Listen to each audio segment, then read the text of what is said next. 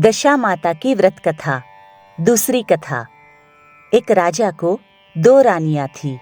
बड़ी रानी को कोई संतान नहीं थी, किंतु छोटी रानी को एक पुत्र था। राजा छोटी रानी और उसके पुत्र को बहुत प्यार करते थे। यह देखकर बड़ी रानी को ईर्ष्या होती थी। वह राजकुमार के प्राणों की प्यासी हो गई थी। बड़ी माँ ने उसके गले में काला सांप डाल दिया। वह लड़का दशा रानी का दिया हुआ था, तो दशा रानी की कृपा से लड़के के गले में पड़ा हुआ सांप अपने आप ही सरक कर भाग गया। फिर बड़ी रानी ने उसे विष के लड्डू दिए।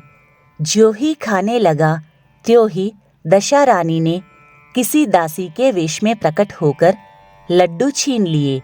बड़ी रानी ने उसे पकड़कर गहरे कुएं में डाल दिया और दशा माता ने उसे बीच में ही रोक लिया।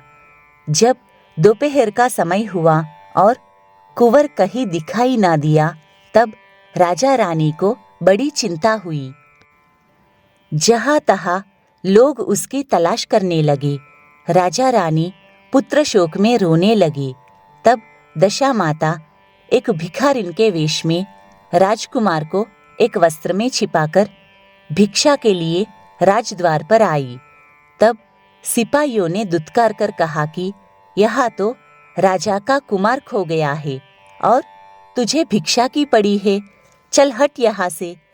तब दशा माता बोली, भाइयों, पुण्य का प्रभाव बड़ा होता है। यदि मुझे भिक्षा मिल जाए तो संभव है कि खोया हुआ राजकुमार भी मिल जाए। ऐसा कहकर वह देहरी के भीतर पैर रखने लगी। उसी समय दशा माता ने एक वस्त्र में से बालक का पैर उघाड़ दिया।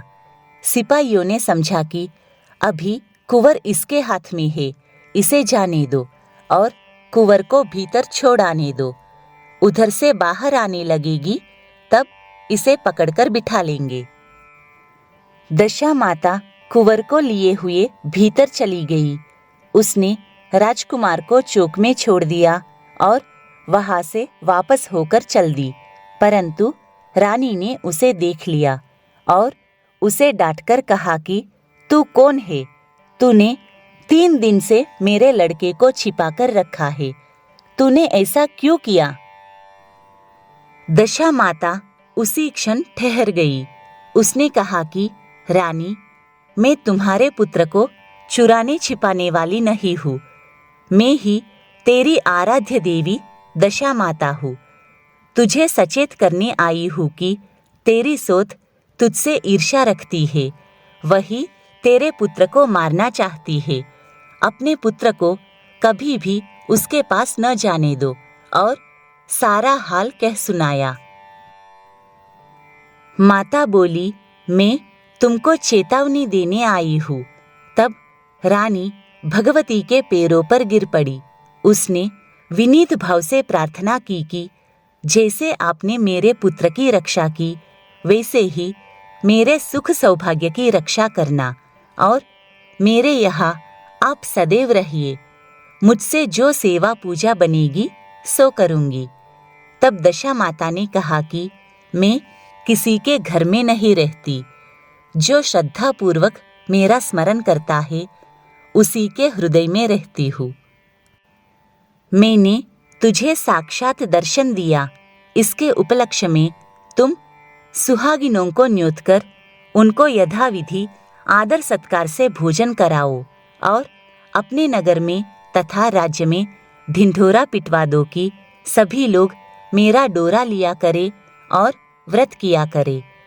ऐसा कहकर दशा माता अंतर्धान हो गई। रानी ने शहर भर की सौभाग्यवती स्त्रियों को निमंत्रण देकर बुलाया। उबटन से लेकर शिरोभूषण श्रृंगार तक उनकी यथाविधि सेवा शुश्रूषा करके और गहने आदि देकर आंचल भरे और भोजन कराकर विदा किया। शहर और राज्य में भी ढिंढोरा पिटवा दिया कि अब सब लोग दशा माता के डोरे लिया करें।